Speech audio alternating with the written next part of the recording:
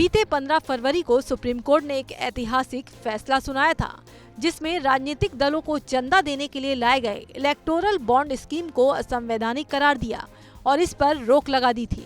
यही नहीं, supreme court ने अपने इस ऐतिहासिक फैसले में भारतीय स्टेट बैंक यानी SBI को आदेश दिया कि 6 मार्च तक SBI चुनाव आयोग को जानकारी दे कि किसने उन इलेक्टोरल बॉन्ड को खरीदा और फिर किस राजनीतिक दलों ने उसको भुनाया। लेकिन SBI ने 6 मार्च की डेडलाइन से 24 घंटे पहले यानी 5 मार्च को सुप्रीम कोर्ट में एक गुहार लगाई और इस प्रक्रिया के लिए मोहलत मांगी। 6 मार्च तक SBI को पूरी जानकारी देनी थी, लेकिन जानकारी जुटाने के लिए सुप्रीम कोर्ट की ओर से मुकर्रर 3 हफ्ते के समय को SBI नाकाफी मान रही है और समय सीमा 30 जून तक बढ़ाने की अपील कर रही है। इसके लिए 4 दलीलें दी हैं। पहला, SBI ने कहा कि अब तक के कुल 22,217 इलेक्टोरल बॉन्ड को डिकोड करने के लिए कुल 44,434 दस्तावेजों को जांचना होगा। वहीं SBI की माने तो इस स्कीम में चंदा देने वालों की पहचान को गुमनाम रखा गया था। पहचान उजागर करने की भी प्रक्रिया जटिल होगी।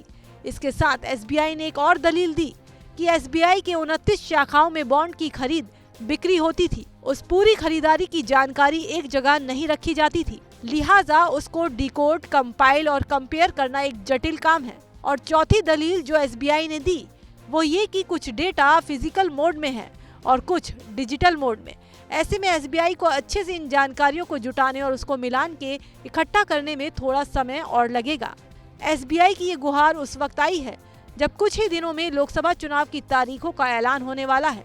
ऐसे में अगर SBI के उसके मन मुताबिक मोहलत मिलती है तो चंदा देने वालों का नाम और किसको वो रकम मिली, ये लोकसभा चुनाव के बाद ही मालूम चल पाएगा। बता देंगे 30 जून तक लोकसभा चुनाव पूरे होने की संभावना है, जबकि सुप्रीम कोर्ट इस विवादित चुनावी बॉन्ड योजना का निपटारा आम चुनाव से पहले किसी भी हालत में करना चाहती थी।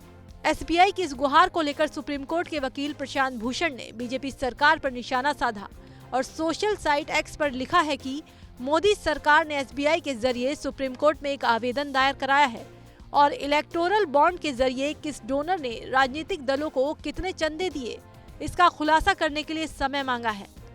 डोनर्स की लिस्ट सार्वजनिक होने से कई रिश्वत देने वालों और उसके बदले कॉन्ट्रैक्ट या फिर फेवर हासिल करने वालों का खुलासा होगा और सरकार इसी से डरी हुई है।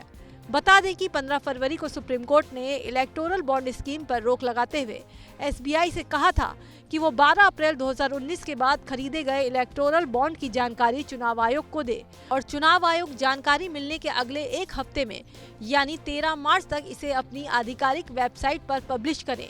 सुप्रीम कोर्ट के फैसले का विपक्षी पार्टियों ने दिल खोलकर स्वागत किया था। ऐसे में SBI की मोहलत वाली इस गुहार का चुनावी कनेक्शन भी देखा जा रहा है।